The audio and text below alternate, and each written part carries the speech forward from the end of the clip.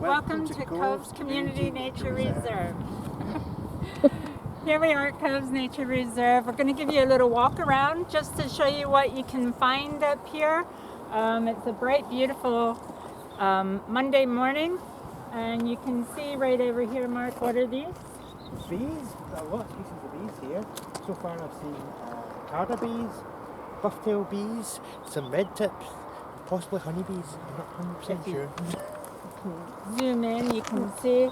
And this plant, That's rose bay willow herb, Rose Bay Willow Herb. famous for growing up in bomb craters after the Second World War. Fabulous. Did you hear that? Yeah. This is the entrance from the hospital overflow car park, and you'll see we've been working, we have a community group called Friends of Coves Community Nature Reserve, and we meet weekly to do little bits of land maintenance. It gets people out, socializing, doing a little bit of work. We walk around and explore the area, and we like to keep the path clean for people. We are also involved in a reforestation project with Inverclyde Council, and on our walk we'll point out some of the trees that we've planted in the past couple of months. A total of 260, I believe. Is that correct, Mark? Sounds about right, yeah. So far. Oh, And it was. we have 160 more to plant in my back garden, and 400 more coming in November. If anybody's interested, feel free to get out and help us. We also do a monthly litter pick. Here we are at the rock that was installed when Coves was designated a local nature reserve in April 1998. Since then, we formed a group because there wasn't really anyone taking care of the nature reserve. We had met through the conservation volunteer group. They were doing a Green Gyms program at the nature reserve. When they lost their funding, we formed our friends group, constituted in March 2019, so we're just over a year old. Last summer we fundraised a lot to generate funds just to make pamphlets and disseminate about the group. We were very active out engaging with the community, letting people know. We have a Facebook account that we keep regular posts on our activities and what's going on in the community, and just bits of information that might be helpful to people. What else, Mark? That's mostly what we've been up to recently. I think recently, since the lockdown, we're just starting to now get regenerated, getting the people coming back out and sort of regaining what we had started last year. That's about us. Let's talk about the nature reserve.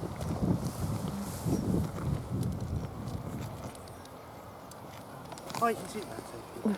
Now, the nature reserve is 48 hectares of mixed mosaic habitat. So you have grasslands, marshlands, you have woodland, you have the two reservoirs that were built at the turn of the century. They were once the water supply to Gurrick.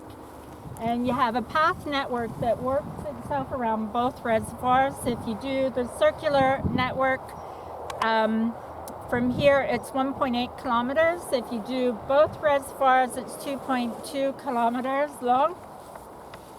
And throughout this path network, it sort of spindles off. So you have access to the hospital, you have access to the academy to the northwest, you have access to Mallard Crescent, and they all have public transport facilities at the entrance, so you can get a bus, or at the hospital you can even get a taxi to come into the nature reserve.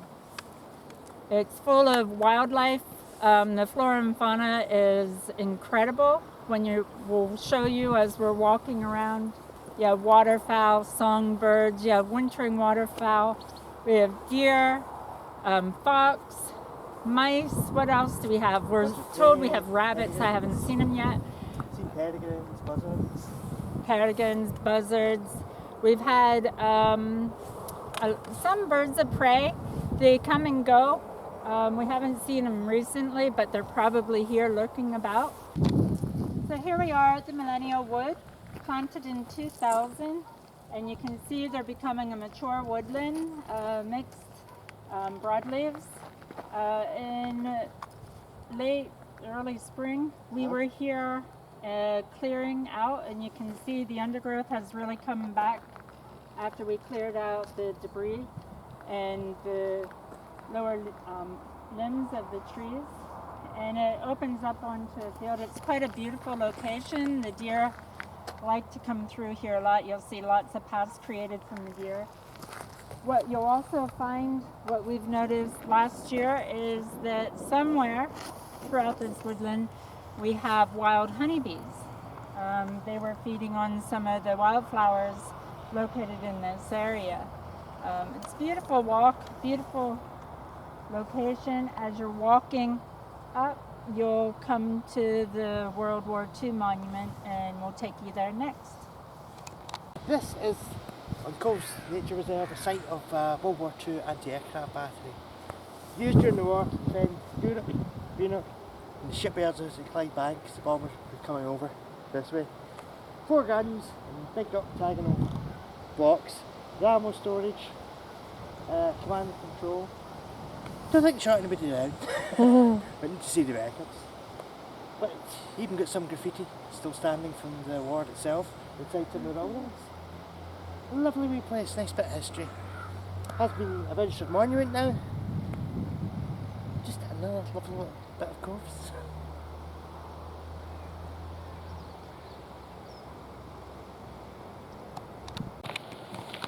I like that.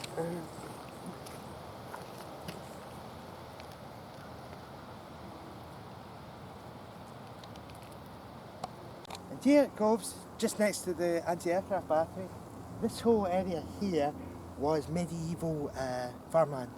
With aerial photos you can still see all the marks, where they're called rig and furrow marks, where they'd done the farming work, ploughing the fields and things like that. So still a bit of archaeology here. So here we are, looking over to the west in the highlands. You can see over, you have Cove across the water, you have the highlands, Argyll and the hills. Going across, you can even see all the way up to the Cobbler. The rest can be thankful. In the hills, Helensburgh, and beyond that you would have Loch Lomond. It's beautiful looking up and down the Clyde, the boats going by, the wildflowers blooming, and it's just absolutely beautiful sight to see.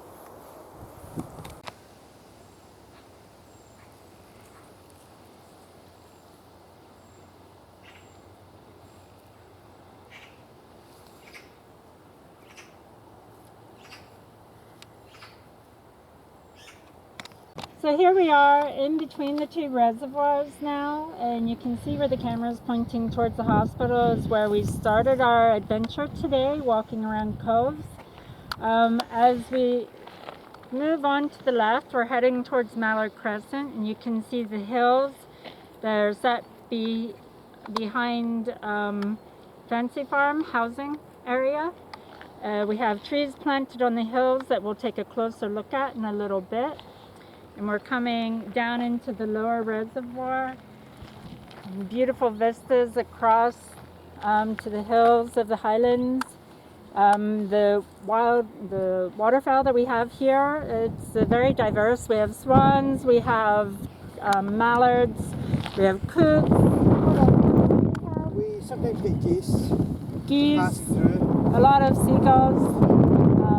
Amphibians, we have a lot of different amphibians, and we have frogs and toads. The waterfowl, though, is a really good feature, as well as the different floral species that we have within the reservoir. And you can see you have different marsh lilies and mosses growing. Any other? Yes, over there. Oh, over here they planted, what is that? That's, I think it's American Billswort. That's kind of slightly red. American Billswort? Yeah. That was planted, was that not the volunteers? No, I think it was much earlier than that. Much earlier than that. But it's really good to the waterfowl. That's where they'll have their nests, ducks and things like that. The ducks and the swans will make their nests in these areas. In fact, all the coast of the edge of the water here, very inaccessible from the other side, so you can be so quiet. But it's Swan's nest behind there. just a beautiful, natural, relaxing area. It's so peaceful to be.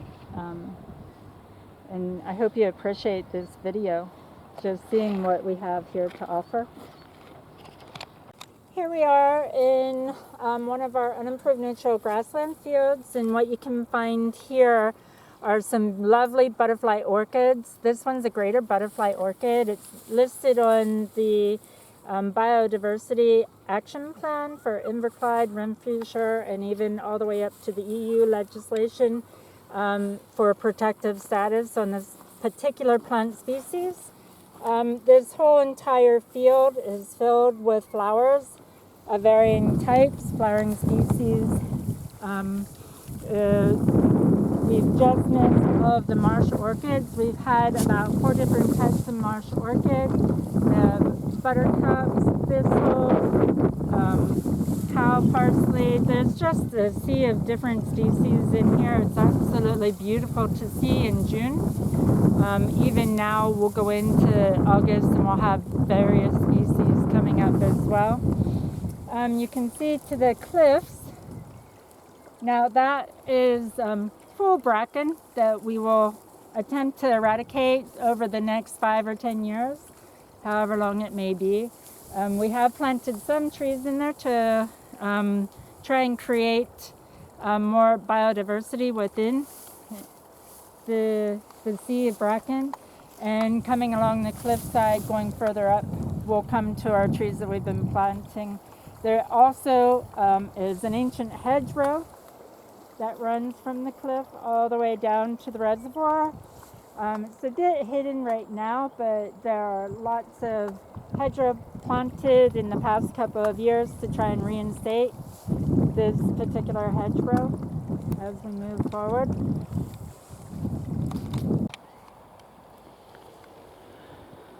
So here we are in a section that we had planted trees. We had 100 trees given to us by TCV and OVO in November 2019.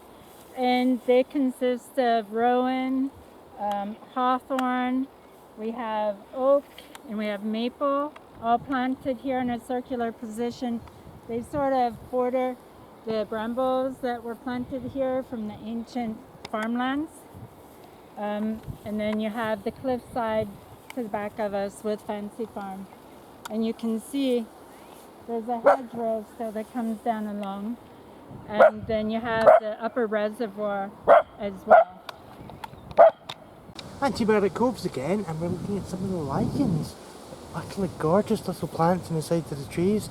They're a good indication of the air quality of the area. You can use it to measure sort of the air quality index, which is very good here. But they also had lots of historic uses, like this one here, Old Man's Beard. When it's dried, it makes beautiful kindling for starting a fire. Very handy indeed.